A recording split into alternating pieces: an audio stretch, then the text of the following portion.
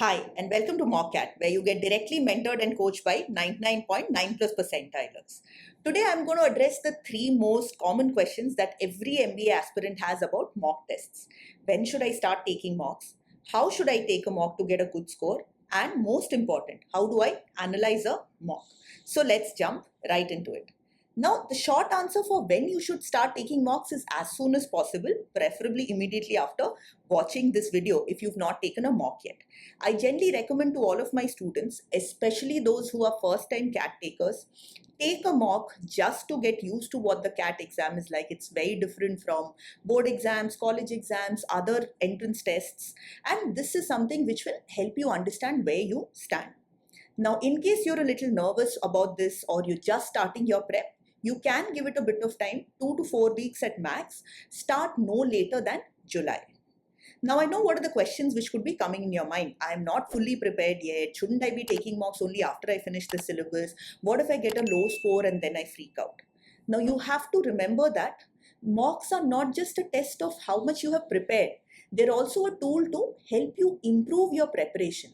And that's because CAT is an exam where test taking strategy is as important as preparation and practice. Early mocks are going to help you because you'll get familiar with the CAT pattern. You'll also get familiar with pressure, the pressure of the timer running, the possibility of punching in an answer when there's a chance that it's wrong and you get negative marks. These are things that you've got to get used to early on. The second advantage that you get is you start identifying what are your common errors. Now, these could be maybe you're making silly mistakes, maybe you're getting anxious, as I said, maybe there are concept errors or reasoning errors which are there, and then you can quickly work to fix them. And last and most important, as I was saying, test taking strategy is really important. So you start building your test taking strategy. Now, this is something that I'll talk about when we come to the analysis phase. In case if you're still nervous, see if these three things will help you out. First off, set a very low or preferably a zero target, not just for your first mock, but for your first 3 to 5 mocks. Second thing, remind yourself, no IIM, no B school is going to select or reject you on the basis of your mock score. You might get 150, very unrealistic, or you might get a -20. It doesn't matter, right? It's only your CAT performance that matters. So no one is going to see this. Last, just try to think of your mock as a video game. What happens if you lose a level in a video game? It's just going to reset, right? You're just going to start from the beginning of that level and that's it. That's exactly what you do in a mock. It goes badly, doesn't matter. You analyze what's gone wrong, you adjust or you prepare a little bit, and then you come back stronger in your next few mocks. Now, if I've convinced you to take a mock, let's start with how should you do it. And here again, I'm going to break it into 3 parts.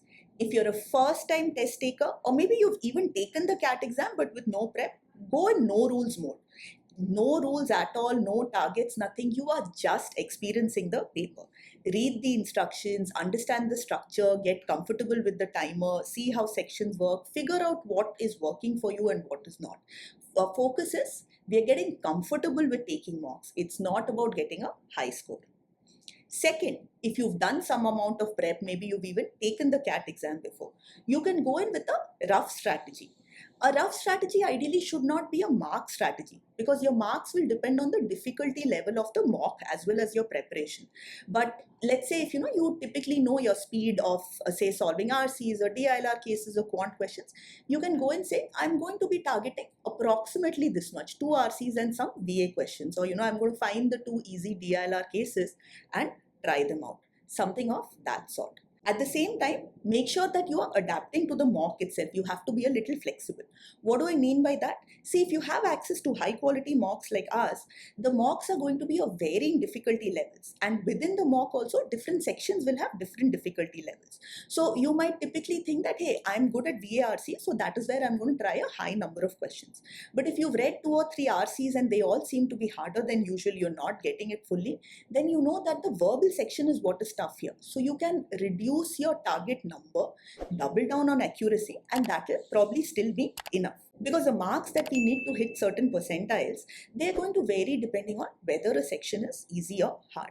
Now, the other thing to remember is if one section is hard, it's also likely that one or two of the other sections could be easy. So if verbal is hard, BILR or quant could be easy, for example. So let's take quant. So if you've gone in saying that, usually I target about 5 to 6 questions in quant and, I want to focus on accuracy. Because quant seems to be easier, you can also try a higher number of questions. So try to push slightly above your average for an easy section and double down, reduce your number of questions, but focus on accuracy in a harder section. Now, 3 common mistakes to avoid to make sure that your score is high is do not set an unrealistic target. See, if you typically take about 15 minutes for an RC passage, you can't say I'm going to solve all 4 RCs or I'm going to do 3 RCs plus some VA questions. That's only going to hurt your accuracy. The second mistake, being inflexible. A lot of times we have a rigid target, which, as I've just explained, will not work. The number of questions you attempt, the marks that you get will depend on the difficulty level of the mock along with your preparation. And what that means is you are going to have varying scores. But what you should look for is my percentile increasing steadily, especially after you have done a considerable amount of preparation. And the third common mistake, which you can actually avoid very quickly, is not starting with easy questions. A lot of the times, when it comes to verbal and DILR especially, there could be an easy RC or an easy case towards the end.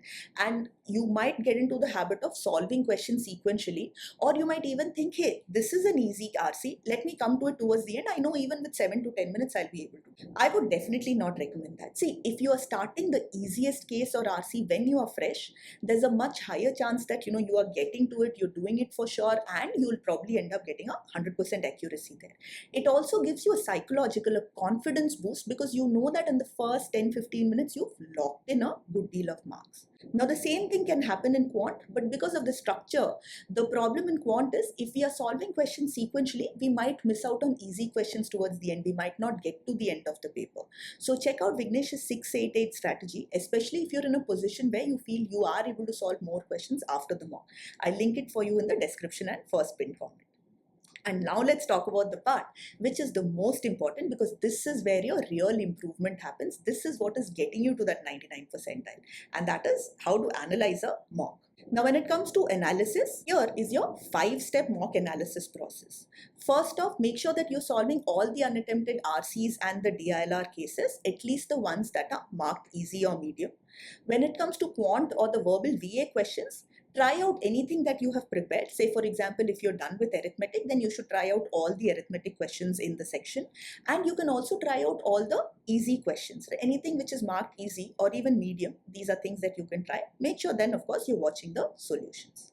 Second, any RCs or DLR cases where your accuracy is low, 50% or lower, that means if you've got 0, 1 or 2 questions right out of 4 in an RC, ideally you should retry that before you watch the video. Give yourself a second chance. Figure out what went wrong.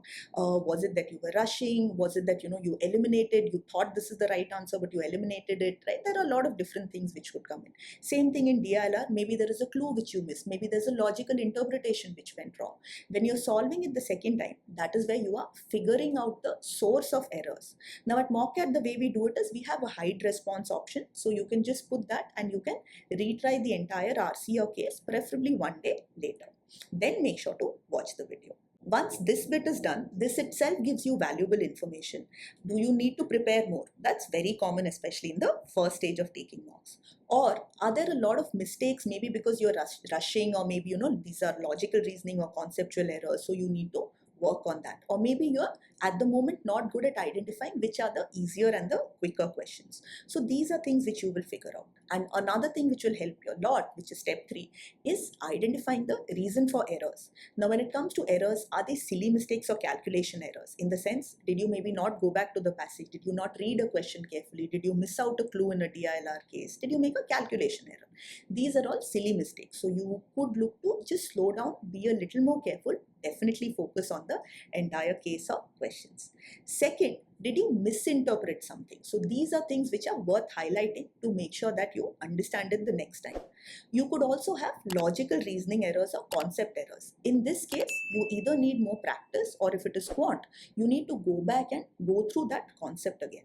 Again, something at Mockat which helps is we have the concept revision videos, but we also have the main lesson which is split up into different modules. So you could say, hey, I need to go back and revise geometry, or you could also say that, hey, within geometry, this is the particular section or this is the particular concept that I need to revise again. So let me start with that. Now that your solving is done, your step 4 is pick 1 to 2 topics which you're going to prepare before your next mock, and one test taking improvement also to focus on. As I said, this could be, okay, I need to prepare geometry, or I need to prepare algebra, or maybe when it comes to DILR, I'm good at DI, but I need to practice LR cases a little more. So that's what I'm going to do over the next 1 to 2 weeks before I take up the next mock. The second thing that I'm going to do is, if I'm making silly mistakes, I'm going to read questions carefully, or if I'm rushing a lot, I'm going to just slow down a little bit, maybe solve 3-4 fewer questions but focus on accuracy. Maybe I'm going to work on test taking strategy, try to get to the end of the section, find the easy questions. So some sort of tactical improvement as well. And the last thing is, if you feel there's a big gap between your current score and what you need or what you're targeting in the CAT exam, or maybe you realize that you need to prepare concepts more, you need to practice more, and you don't have access to high quality material, then definitely take the help of a mentor or a coach. These days, CAT coaching, for example, our own coaching, is something which is available at very affordable rates. So definitely give yourself that advantage. Now coming to a bonus tip. If you feel that the reason for errors or the reason for a lackluster performance is that you were anxious about the timer, the moment the timer started running, you started getting anxious, you started rushing, you missed out on easy questions, or simply the number of questions that you were able to solve after the mock were a lot higher, please don't panic. You are not alone. This is something which we've seen in a lot of our students. This is something we see in a lot of CAT aspirants. So if you want to fix this error, I have a separate video just on this part, so you can check that out after this and work on the steps that I've mentioned there. But if you want access to mocks, then check out our mock packs. These are high quality and very affordable. But if you want to go the whole way and you want to crack CAT 2025 with a high score and get into a top B school, then check out the packs that you have, where you have videos, live classes, practice, mocks, mentorship, guidance, and coaching by 99.9+ percentilers. So jump onto mockcat.com right away, or check out this video next. All the best.